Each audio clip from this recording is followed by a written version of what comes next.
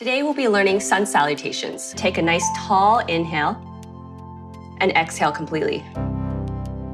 On your next inhale, you're going to reach your arms wide and up.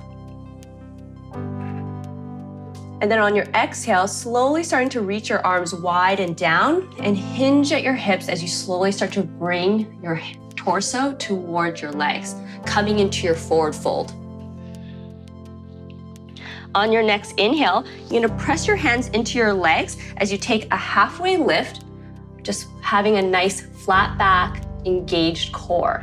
Finding our plank pose, we're gonna exhale, press into our legs, finding nice strong arms, and then inhale, slowly start to transition into your upward facing dog. Pressing into the hands, rolling your chest forward, opening up, and maybe even lifting through the chin. On your exhale, you're gonna find a neutral spine for your down dog and just breathe here.